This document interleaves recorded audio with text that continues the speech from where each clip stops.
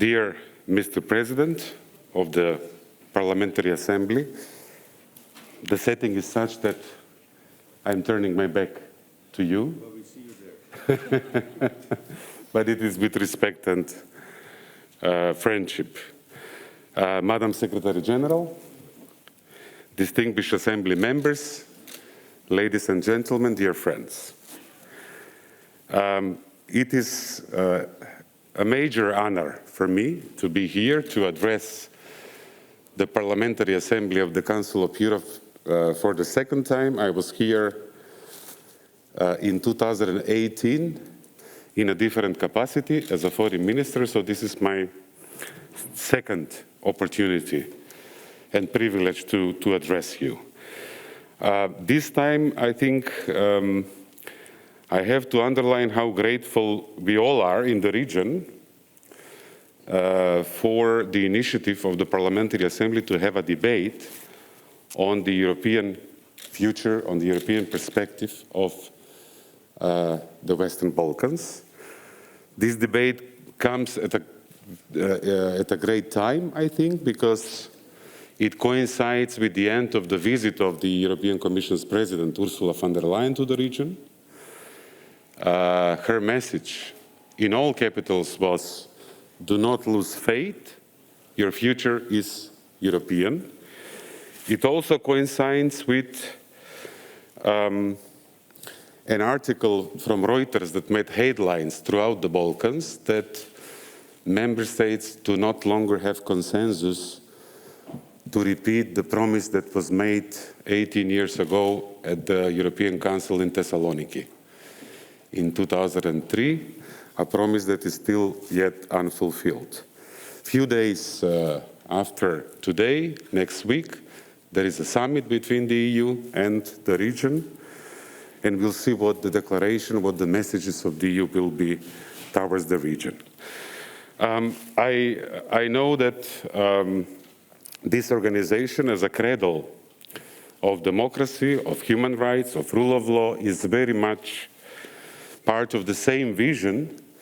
And when we reform and do what we need to do at home to be in line with the Copenhagen criteria, we rely and are very grateful for the cooperation with many of the mechanisms of this organization, including GRECO, the Committee for the Prevention of Torture, the Venice Commission, the Horizontal Facility, etc., etc.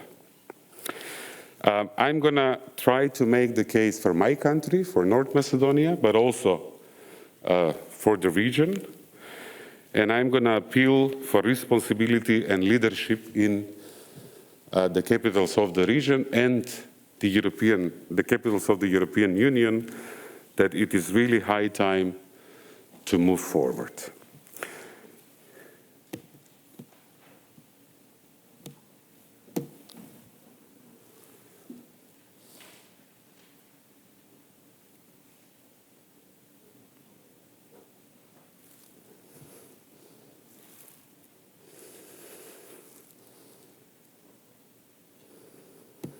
I've never done this. I was silent for 16 seconds, not because I lost the train of thought. This is to illustrate the 16 years that my country has been a candidate country since 2005, and we are still not able to start the journey. So North Macedonia is probably the most drastic example from the wrong side of things of the accession policy of the European Union. We started the journey after Slovenia and before Croatia. Croatia marks 8 years of membership in the European Union, and we still haven't started the journey. The reason for these lost generations was not lack of reforms. It was not because we were part of the Yugoslav wars, because we were not. It was a problem that we had with a neighbor, a problem that we resolved in 2018 with the Prespa agreement. This was highly praised by the whole democratic world as a triumph of democracy, of diplomacy. of reconciliation. It was arguably one of the biggest dispute resolution effort and success after the Dayton Agreement in our region. Prespa Agreement was preceded by an important agreement for friendship and cooperation with another neighbor, with Bulgaria. It is not only the lost generations and the passage of time that makes us a strong candidate. It is also what we did at home in terms of continuously improving our democracy and our society governed by the rule of law. In all of the reports of the European Commission, but also many other important organizations, we are in a small group of countries, regrettably today, that makes a democratic progress. Also, I think the most recent was the Global Peace Index. We are the 5th country in the world with biggest progress in terms of predictability and stability and peacefulness. So it's really time to move forward. The obstacle that we have in front of us and this misunderstanding that we have with our neighbors in Sofia, with Bulgaria, is not territory. We do not have a territorial dispute. It is not something that has to do with reforms at home. It has to do with issues of history, of identity, and of language.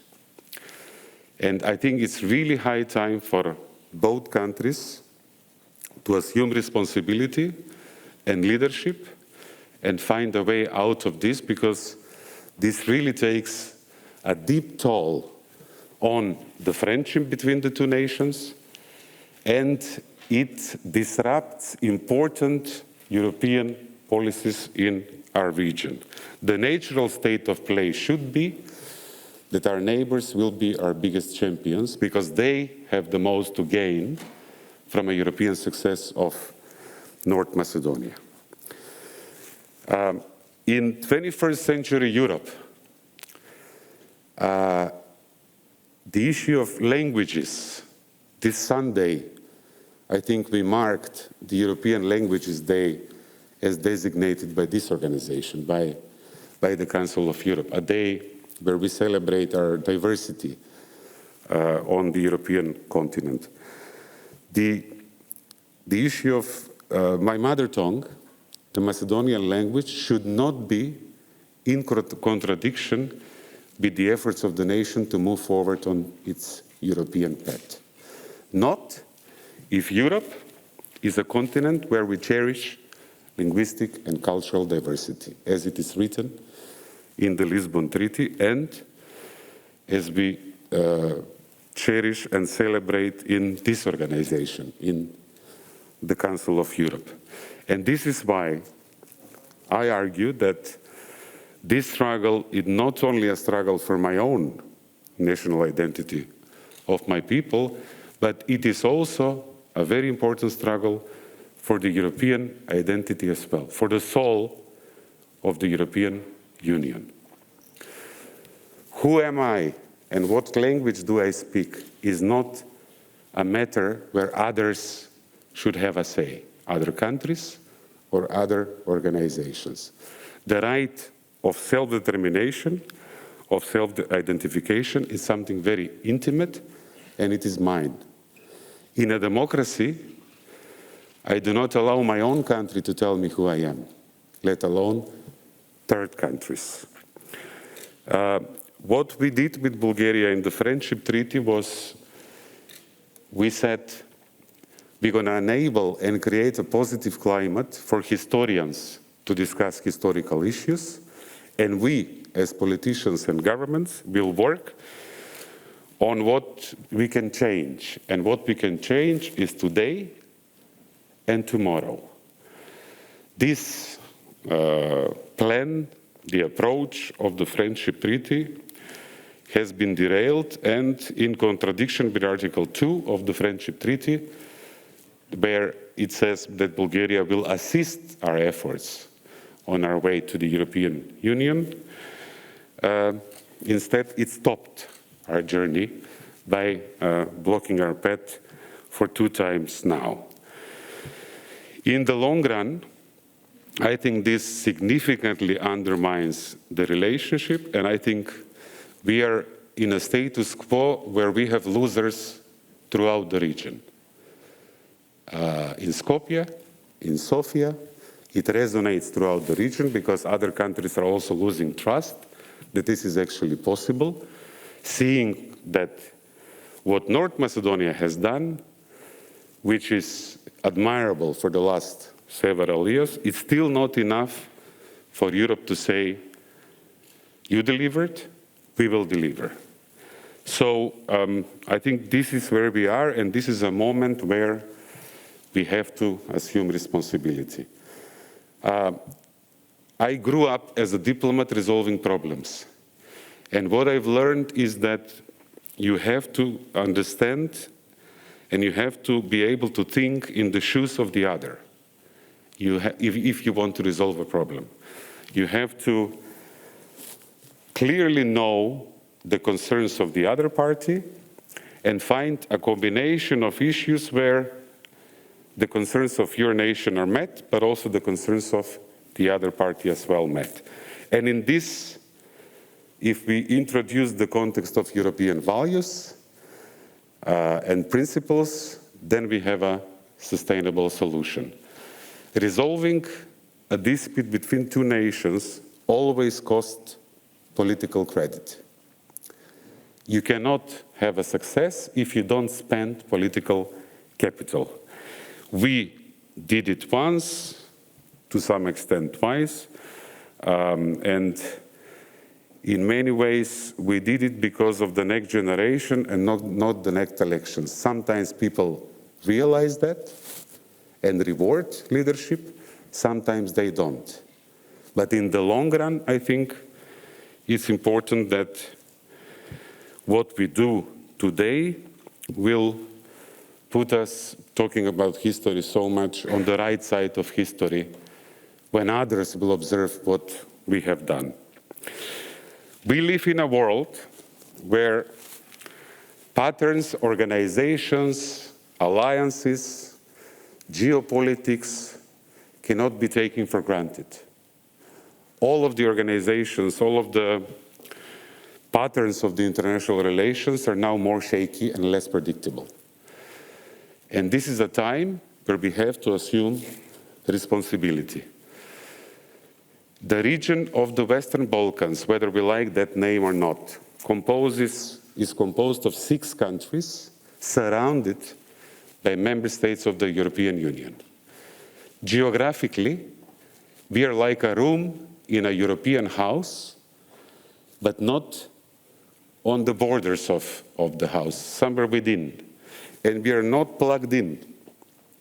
We are not plugged in the water plant, in the water systems, in the electricity, in the air conditioning. To have this room not part is not good for the whole house. It's not good for the room, it's not good for the whole house. We are a region that trades with the common market for over 3/4. We are a region where all investments come from European companies for over 3/4 as well. We are a region that is critically important for the EU's own stability, be it organized crime or fighting terrorism or the migration crisis of 2015 and 16. If Europe loses the trust of the people, that their future, the trust of the people in the Balkans, that their future is with them, Europe risks losing this region. And after so many years of no progress, our last biggest progress was Croatia in 2013. It is really time to think hard. And if this world is now a world where more geopolitical players compete for power, and if the European Union is serious about doing its role and in its place, it should think twice whether it is more costly to lose the Balkans or to invest and make the Balkans properly European so that there are democracies there, there are independent judges there, where media are free, and when there is economic prosperity. All this is possible, but we will need political leadership. It's really difficult for me. My portfolio is, and I don't want to talk too much because I'd like to have a lively debate, so I'm going to be concluding soon. For me, as someone who is in charge of European affairs for my country, I really struggle when I talk to the people, to the citizens, explaining this constant cycle of hope and disappointment. And we've been going through this constant cycle of hope and disappointment, in particular, since June 2018.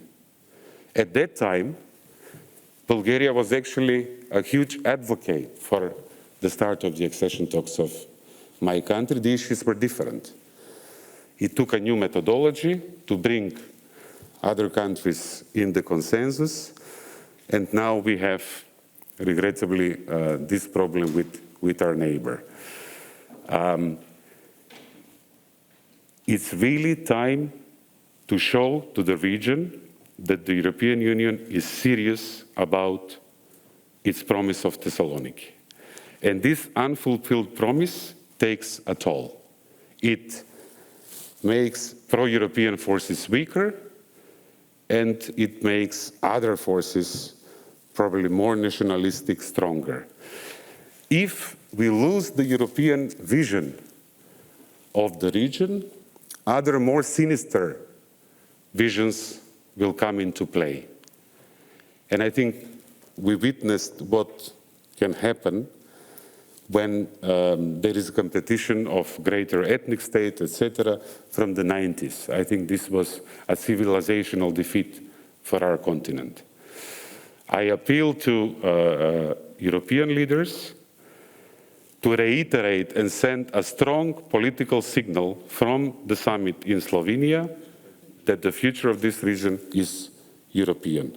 Thank you so much for this opportunity, and thank you so much for the debate that will follow after my address. Thank you.